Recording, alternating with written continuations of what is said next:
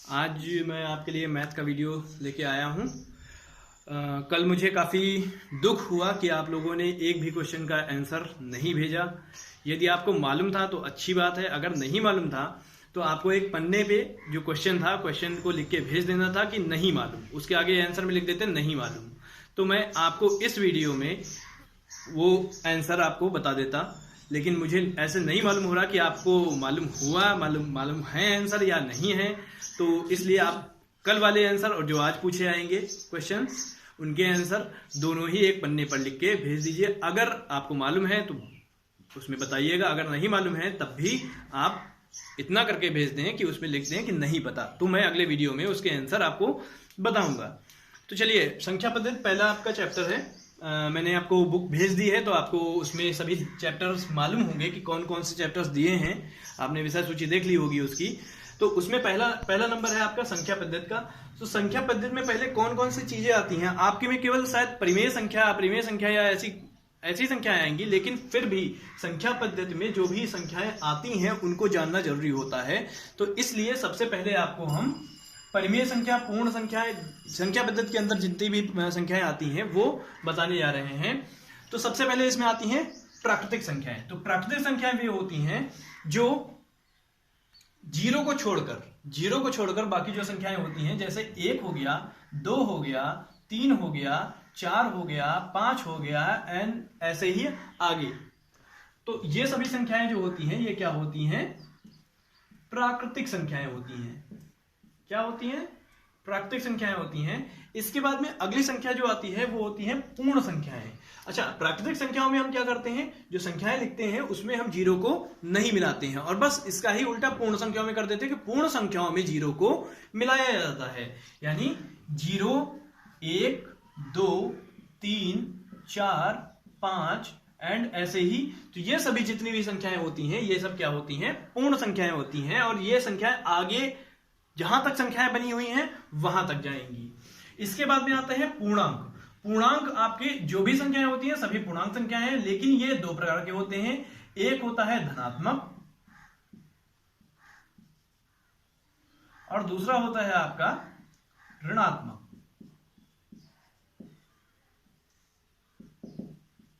तो धनात्मक पूर्णांक हमने एक दिन आपको कक्षा 8 में ही बताया था, या आगे भी आपको बताया गया होगा कि संख्या रेखा आपको बताई गई होगी।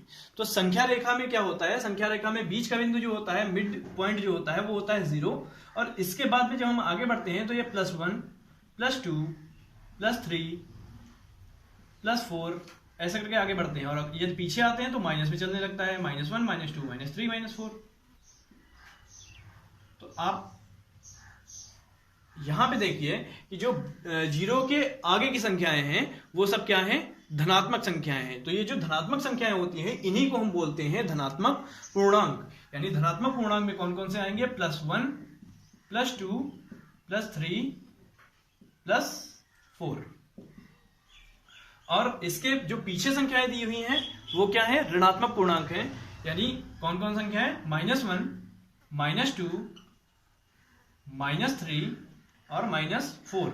ऐसे ही आगे संख्याएं, जितनी भी संख्याएं होंगी वो सभी, जो माइनस की संख्याएं होंगी वो सभी ऋणात्मक पूर्णांक होंगी। और धनात्मक में भी ऐसे ही आगे की संख्याएं, जितनी भी आगे की संख्याएं आएंगी वो सब धनात्मक पूर्णांक होंगी। तो और यहां पे एक और चीज आपको बता दूं कि ये जो 0 होता है, 0 एक आपका उभयनिष्ठ है। जो 0 होता है वो उभयनिष्ठ होता है। उभयनिष्ठ का अर्थ होता है कि ना ये 0, इसमें माइनस लग सकता है ना ही प्लस लग सकता है, क्योंकि 0 है, इसमें ना प्लस लगना है ना ही माइनस लगना है। यहां पे आपका कोई भी चिन्ह नहीं लगेगा 0 पर। इसके बाद में आते हैं आपको सम संख्याएं। बहुत अच्छे से मालूम होंगी और बहुत अच्छे से बताई गई होंगी कि वे संख्याएं जो 2 से कट जाती हैं, यानी जिनको 2 से भाग दिया जा सकता है, वे सभी संख्याएं क्या होती हैं? सम संख्याएं होती हैं। जैसे 2, 4, 6, 8, 10, 12 ऐसे ही और भी आगे जितनी भी संख्याएं होंगी ये सब क्या हैं? सम संख्याएं हैं। इसके बाद में आपकी आती हैं विषम संख्याएं। विषम संख्याएं वे होती हैं जो 2 से नहीं कटती हैं। जैसे 1, 3, 5, 7, 9, 11, 13 और ऐसे ही आगे कहां तक? अनंत तक। मतलब कहीं इनका कोई अंत नहीं है, पता नहीं कहां तक। तो ये संख्याएं भी कहां तक होती हैं? अनंत तक होती हैं। इसके बाद में अभाज्य या रूढ़ संख्याएं, ये जाननी आपको जरूरी है। ये ज्यादा अच्छे से आप सीख लीजिए कि अभाज्य और रूढ़ संख्याएं क्या होती हैं। वे संख्याएं जो या तो केवल एक से या फिर स्वयं से कटती हैं, अन्य किसी संख्या से वे विभाजित नहीं होती हैं, उनको हम कहते हैं अभाज्य संख्या या फिर रूढ़ संख्या। तो यहां पे देखिए, सबसे छोटी अभाज्य संख्या कौन सी होगी? अब एक नहीं हो सकती, क्योंकि एक तो खुद ही है, क्यों हम बाकियों को एक से भाग दे रहे हैं, तो एक नहीं हो सकती यहां पे। तो अब ऐसी और सबसे छोटी कौन सी संख्या हो सकती है? जिसका भाग या तो स्वयं से होता हो या फिर एक से होता हो। तो ऐसी संख्या है सबसे पहली 2, क्योंकि 2 एकम 2 और 1 दूनी 2। इसके बाद में अगली संख्या है 3, 3 एकम 3 या फिर 1 तिया 3। अगली संख्या क्या 4 हो सकती है? नहीं हो सकती। क्यों? क्योंकि 1 चक्कू 4, 4 एकम 4 तो होगा, लेकिन 2 दूनी भी 4 हो जाता है, इसलिए संख्या नहीं हो सकती, क्योंकि ये 2 से भी कट रही है। और हमने क्या बोला है परिभाषा में कि जो 1 से कटे या फिर स्वयं से कटे, अन्य किसी संख्या से ना कटे। तो 4 2 से कट जाता है, इसलिए 4 नहीं हो सकता। तो अगली संख्या क्या हो सकती है? 5 हो सकती है। फिर अगली संख्या 6 नहीं हो सकती, 7 हो सकती है, 8 नहीं हो सकती, 9 नहीं हो सकती, 10 नहीं हो सकती, 11 हो सकती है, 12 नहीं हो सकती, 13 हो सकती है। ऐसे ही आप आगे भी निकाल सकते हो। ठीक, तो आपको 50 तक की बीच की संख्याएं बतानी है, कौन सी अभाज्य संख्याएं मिलेंगी। ठीक है, 1 से लेके और 50 के बीच में, मतलब 2 से लेके और 50 के बीच में कौन कौन सी ऐसी संख्याएं हैं जो अभाज्य होती हैं, वो आपको निकाल के हमको सेंड कर देनी है ग्रुप पर। अच्छा, इसके बाद में भाज्य संख्या। भाज्य संख्या क्या होती है? वे संख्याएं जो स्वयं से कटे, एक से कटे, इसके अलावा भी किसी संख्या से कटे, वे सभी संख्याएं क्या होती हैं? भाज्य संख्याएं होती हैं। जैसे अब देखिए, 2 तो अभाज्य हो चुकी है, 3 भी नहीं आती उसमें, तो ऐसी कौन सी संख्या होगी अगली? 4 ही तो हो सकती है, क्योंकि 4 1 से भी कटता है, 4 मतलब 1 चक्कू 4 भी होता है, 4 एकम 4 भी होता है, लेकिन उसके अलावा 2 दूनी 4 भी होता है। यानी इन दोनों के अलावा भी कोई ऐसी संख्या है जिससे वो कट रही है, तो ऐसी संख्याओं को ही हम भाज्य संख्याएं बोलते हैं। तो यानी 2 दूनी 4, तो ये भाज्य संख्या हो गई। इसके बाद में 5 नहीं हो सकती, 6 है, क्योंकि 3 दूनी 6 और 2 तिया 6। इसके बाद में 8 आ सकती है, क्योंकि 4 दूनी 8, 2 चक्कू 8। इसके बाद में 9 आ सकती है, क्योंकि 3 तिया 9 होता है।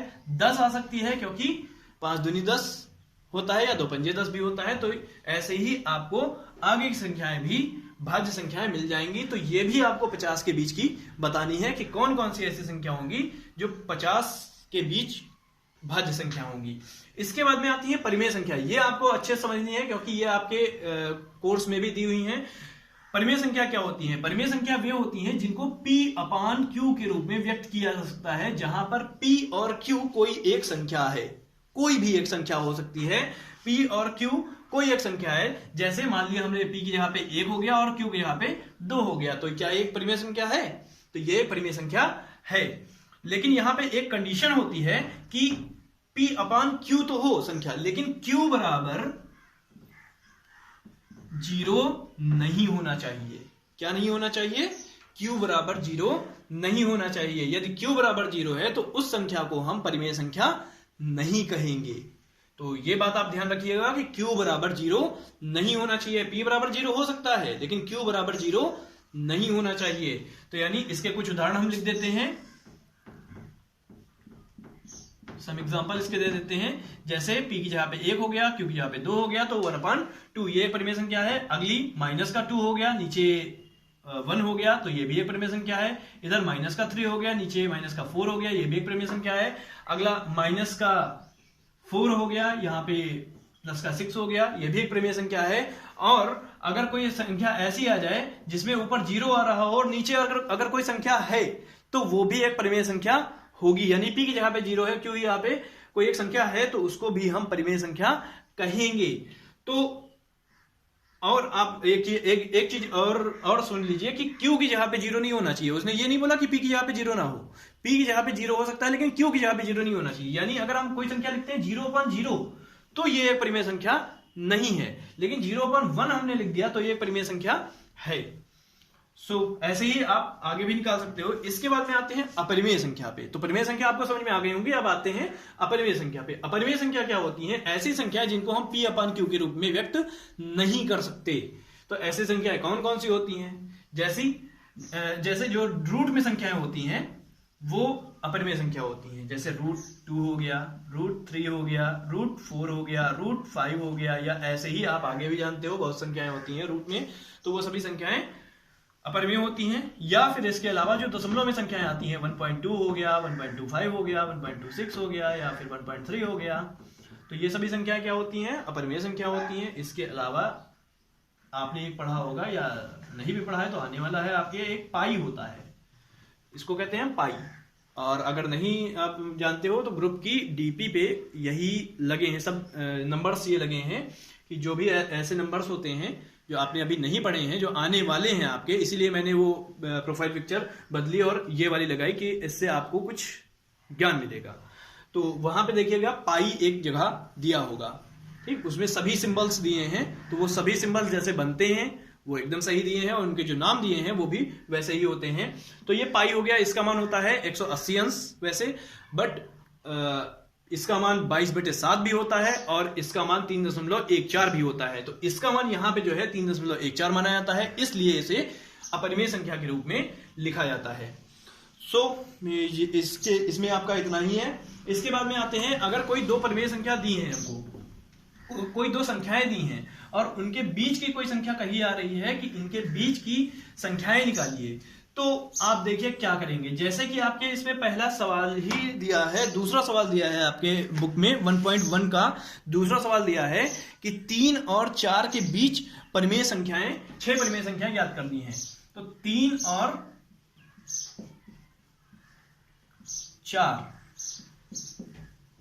के बीच की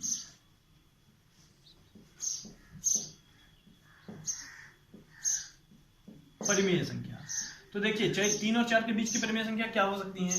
एक तरीका हमने वही वाला आपको बताया था जो 8वें में आपको बता चुके हैं। आपको ध्यान हो तो अच्छी बात है, नहीं ध्यान है तो आप एक बार दोबारा अपनी किताब उठा के देखिएगा, आपको ध्यान आ जाएगा कि कैसे निकाली जाती हैं। एक सूत्र होता है R+S/2, इससे जो है आपका परिमेय संख्याएं निकाली जा सकती हैं। अगर नहीं आपको मालूम है तो मैं आज अभी नहीं बताऊंगा, आप कमेंट करके बताइएगा कि आपको नहीं आता है ये, तो मैं अगले वीडियो में आपको बताऊंगा। इसके अलावा मैं दूसरी विधि आज निकालने के लिए बता रहा हूं आपको। उसमें देखिए आप क्या करेंगे कि जो भी संख्याएं आपको दी हैं, जैसे 3 और 4 के पीछे में पूछा गया है, तो 3 और 4 का योग क्या होता है? 3 और 4 का जोड़ जो होता है वो होता है 7।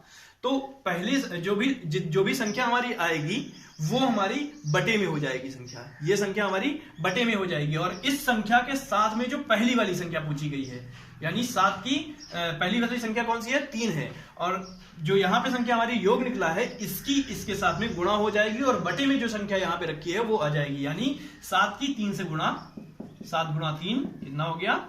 21, और 21 के बटे में 7। इसका आप अगर भाग करके देखते हो तो 3 ही निकलेगा, आंसर वही निकलेगा आके, ठीक है। इसके बाद में जो पीछे वाली संख्या है उसकी एक बार इससे गुणा होगी, यानी पीछे वाली जो दूसरी संख्या पूछी गई है उससे भी एक बार गुणा होगी। तो देखिए दूसरी संख्या क्या निकलेगी हमारी? 7 गुणा 4 बराबर 7×28, 28/7। इसमें भी अगर आप भाग करके देखते हो तो आपकी संख्या वही आएगी, 7×7, 7×28, 4 ही आना है, तो वो 4 ही वहां पे लिखा जाएगा। अच्छा, इसके अलावा अब कैसे हम इनकी बीच की संख्या ज्ञात कर सकते हैं? तो आप देखिए कि पहली संख्या आपकी निकली है 21/7 और दूसरी संख्या आपकी निकली है 28/7। इसके बीच में कई ऐसी संख्याएं हैं जो आप ज्ञात कर सकते हो। जैसे 21 के बाद में कौन संख्या आती है?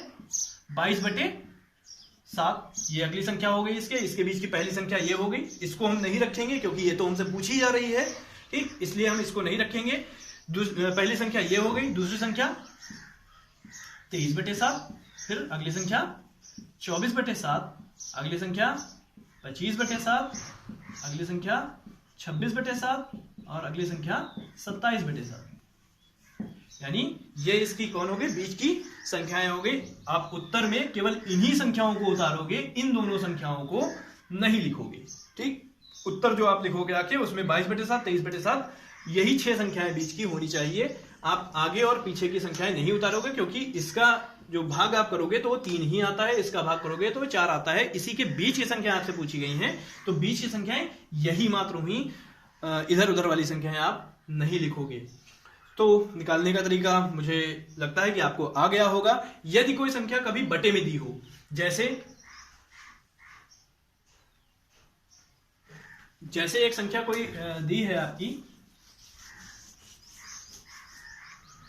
आपके किताब में ही प्रश्नावली 1.1 का तीसरा सवाल जो दिया है वही ले लेते हैं कि दिया है 3/5 और 4/5 के बीच की संख्याएं पूछी गई हैं आपसे, के बीच की 5 परिमेय संख्या पूछी गई है। तो आप 5 परिमेय संख्या निकालनी है तो 5 परिमेय संख्या कोई भी निकाल सकते हो, लेकिन जब भी आपको बटे में कोई चीज दी होगी तो आप ध्यान रखोगे कि उसको हम क्या करते हैं, या तो 10 से ऊपर नीचे गुणा कर सकते हैं, या फिर ये कह सकते हैं कि 0 0 ऊपर नीचे रख लेते हैं। तो जैसे पहली संख्या है आपकी 3/5, तो इसमें हम क्या करें, 10 से ऊपर नीचे गुणा कर दें, तो 3 दामन 30 हो गया ये, और नीचे हो गया 10/50। जब हर बराबर होंगे तो हम यही करेंगे। अगली संख्या देखिए 4/5 दिया है आपको, उसमें क्या हम कर सकते हैं, गुणा 10 कर सकते हैं ऊपर भी, और गुणा 10 हम नीचे भी कर सकते हैं। तो देखिए क्या हो गया, ये 40/50। अब बड़ी आसानी से आप इनके बीच की संख्याएं निकाल सकते हो। जैसे पहली संख्या क्या हो गई आपकी 30/50, और दूसरी संख्या क्या हो गई आपकी 40/50। तो इनके बीच की, अब 30 के बाद क्या आता है, अगली संख्या 31, तो 31/50 ये पहली संख्या हो गई आपकी, 32/50 अगली संख्या हो गई। ऐसे ही आप 33/50, 34/50, ऐसे आप आगे भी संख्याएं निकाल सकते हो। इसके अलावा जो पहला क्वेश्चन आपको दिया है वो आपको ही लगाना है, वो मैं नहीं बताऊंगा, वो मैं अगले वीडियो में बताऊंगा अगर आप नहीं लगा पाए। और इसके बाद में जो चौथा क्वेश्चन आपको दिया है, चौथे क्वेश्चन में कुछ नहीं है, जो भी मैंने बताया है सब वही है, बस उसमें सत्य असत्य आपको बताने हैं, सत्य असत्य बताने हैं, पहला दूसरा तीसरा। ये सभी क्वेश्चंस आप लगा के और ग्रुप पर भेज देंगे। और एक भेजने के तरीका क्या है, आप एक पन्ने पे इनको लिखें, इनके आंसर लिख लें, और उस आंसर की फोटो खींच के आप ग्रुप पर सेंड कर दें। तो बस इतना ही आपको कहना है। और हाँ, दो तीन क्वेश्चन और बताना चाहूंगा मैं, कि आप लिख लें कि प्राकृतिक संख्या में सबसे बड़ी संख्या कौन सी होती है, पूर्ण संख्या में सबसे बड़ी संख्या कौन सी होती है, सम संख्या में सबसे छोटी संख्या कौन सी है, और सबसे बड़ी संख्या कौन सी होगी।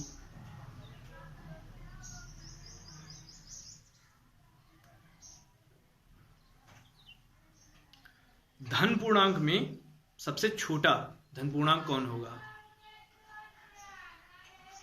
और ऋण पूर्णांक में सबसे छोटा ऋण पूर्णांक और सबसे बड़ा ऋण पूर्णांक कौन होगा। ये आप अलग अलग लिख के बताएंगे। धन पूर्णांक अलग, और ऋण पूर्णांक में छोटा ऋण पूर्णांक वो अलग बताएंगे, और ऋण पूर्णांक में बड़ा ऋण पूर्णांक अलग बताएंगे। तो बस आज के लिए इतना ही, मुझे इस वीडियो में इतना ही आपको बताना था। आपका पहला प्रश्नावली का 1.1 आज खत्म हो गया है। आप इसको लगाएं अपने घर पर ही, और घर पर ही रहें। मैं आगे भी आपको ऐसे ही वीडियो बनाता रहूंगा और आपको भेजता रहूंगा। धन्यवाद।